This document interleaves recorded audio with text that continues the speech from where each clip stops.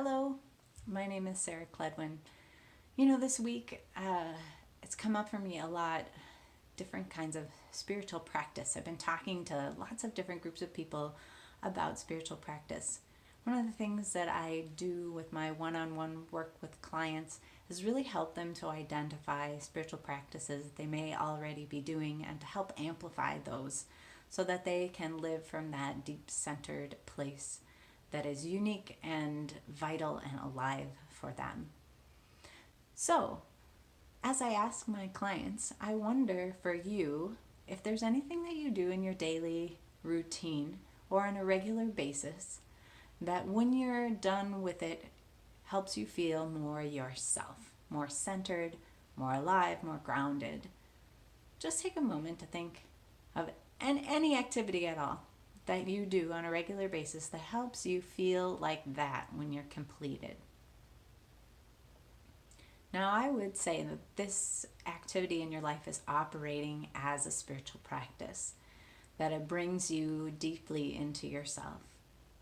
And so I have some tips and suggestions for if you want to even up the ante on this and turn it into a more formal practice.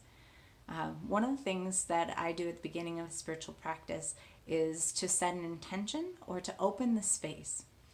One of my clients recently was talking about her exercise routine as something she does on a regular basis, that at the end of it, she just feels totally more alive, totally more herself. And so what I asked her to do was to think about a way that she might want to open that time of exercise, whether that's stopping and pausing and taking a breath or two before she begins. If it's something more formal than that, such as dedicating the exercise to the wellness and well-being of her body and the well-being of the world, because when we operate from that centered place, we create the world in a different kind of way. Then I have her just notice what's going on for her while she's doing the activity, the exercise. And when it's complete, to either say thank you to the body, thank you to this time and space, thank you to the equipment, to offer a thanks for the time, and then let that be complete. So that's a way to turn your exercise routine into a spiritual practice. It can be done with anything.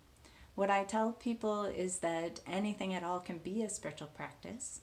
The only difference between just something that you do and something that is a spiritual practice is the attention and intention you infuse into that activity.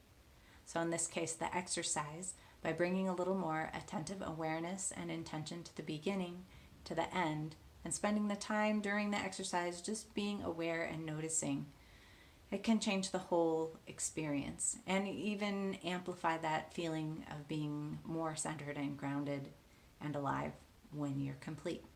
So, I hope that you will try taking one of those regular activities that you do and creating it and recreating it as spiritual practice. I hope that this was an informative and helpful video. If you have questions or comments, please leave them on my website at growsoul.com. Thank you.